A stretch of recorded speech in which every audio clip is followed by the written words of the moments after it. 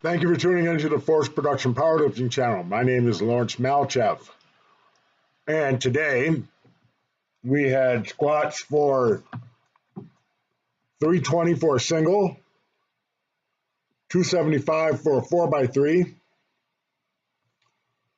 deadlift 440 for a single, 375 for a 4x3, and bench 205 for a single, then 175 for a 4x3. Now today I want to say that full of energy today. Lots and lots of carbs over the last 7 days. I needed to refuel on the carbs. Some really strange things happened because of it. I actually was losing more weight the more carbs I ate. It was kind of bizarre. Last night I must have killed at least a whole plantation's worth of sugar and woke up lighter. And there was no shortage of fat in my diet or protein yesterday. So we're just going to chalk that one up to if it ain't broke, don't fix it. Now, these squats today felt really, really good. The barbell was moving over my midfoot really, really well. Flexibility was there. The conditioning is paying off like crazy. Today, I'm squatting at a body weight of 257, 256. And the depth is there. That was, here comes my top set of 320 for a single. And this moved excellent. I could have moved it a lot faster, but I want to ingrain the correct motor pattern. Meaning, I want to keep that barbell moving over the midfoot as well as I can possibly do it without leaning forward, keeping that spine angle nice and tight. Same spine angle from beginning to end. Open the taint and drive out of the hole nice and deep. There you go. And I felt really, really good about that squat. The rest of the working sets here, I guess if there was one theme that I would say about these working sets was that my setup, my upper back was, the upper back tightness felt great. And the and unracking it felt awesome. Same number of steps back and not a lot of wasted movement. Bracing felt awesome. Bar path felt really, really good. And depth was there for every single squat.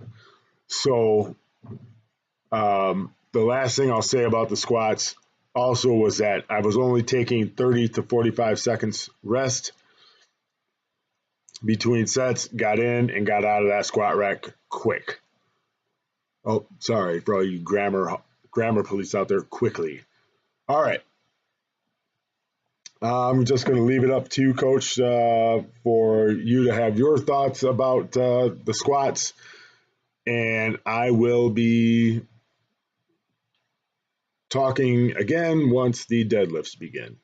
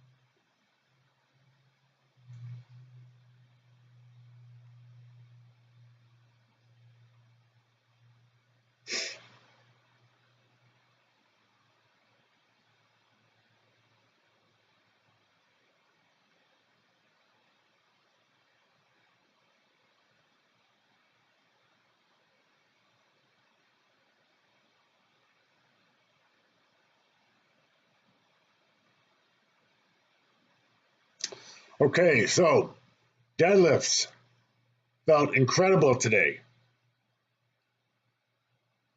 I knew with that first pull that I was going to have no problem doing this whole session beltless. Don't even know why I brought the damn thing with me, because I wasn't using it.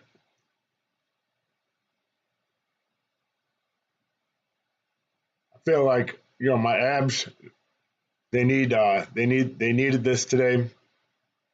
Next week I'll wear my belt, but today I had to test it out. And breathing, bracing, everything just felt tight, right, and out of sight. Felt like I was driving my heels through the floor. Felt like my timing was good. I wasn't trying to pull too fast. Trying to keep that spine angle tight. Trying to keep those lats flared and solid. Tuck those shoulders back and drive through the floor with the heels, calves, hamstrings, quads, glutes, and drive those hips through at the top. Now I timed this lift at 3.6 seconds. Let's see. Yeah. So my friend Dan was sitting behind me, and he took the time. There he is. He stopped the clock when I got to the top of the lift, when I locked it out, and it was 3.6 seconds. So the reason why I timed the lift for 3.6 seconds is that when I do sprints from now on, I'm going to do my sprints for 6 seconds. All my sprints will be, for me, as long as I can sprint and put out that energy for 6 seconds and no more. Because on the platform, the deadlift is the longest lift for me. So if I get my conditioning, my cardiovascular conditioning, to where I can just crank out the energy for 6 seconds at a pop nonstop, as hard as I can go, I'll be able to hold my breath with no problem as I set up and get braced. I've had a problem with that in the meets, running out of breath, and that's no fun. You know, when you get set up and you're holding your breath, but then you got to let all your air out and then suck back in all your air. I'm trying to get the whole picture together.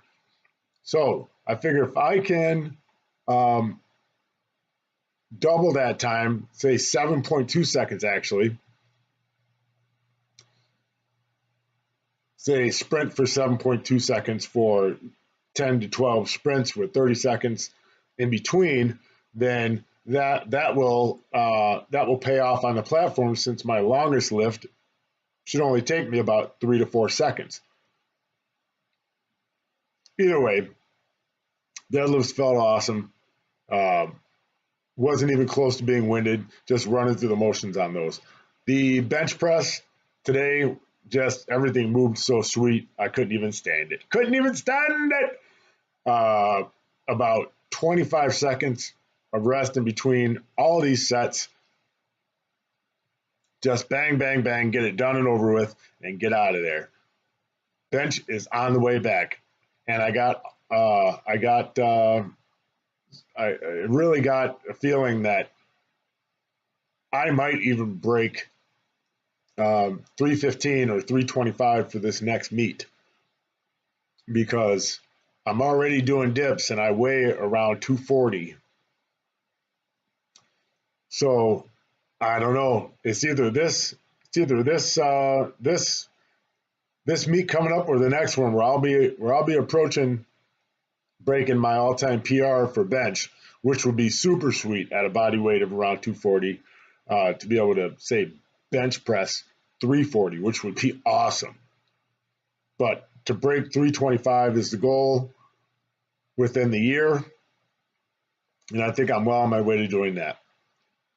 So, setup. on the bench. The setup is feeling a lot better. My foot position is feeling a lot better. My butt is staying on the bench for every set. I'm driving that. My barbell path is feeling really, really good. Elbows are looking really nice. My elbow flares is starting at the correct point, I believe. I feel like, things are coming together. So, Coach, I'm going to leave it up to you from here on out. And I'll just say today was awesome training session. And if my voice sounds funny, it's because I've got a cotton ball in my mouth because I got a chipped tooth and it's like a razor blade on my tongue. So, sorry about that, guys, but I got to get to the dentist this week and have this tooth fixed. Either way, I'll talk to you guys later. And I'm out.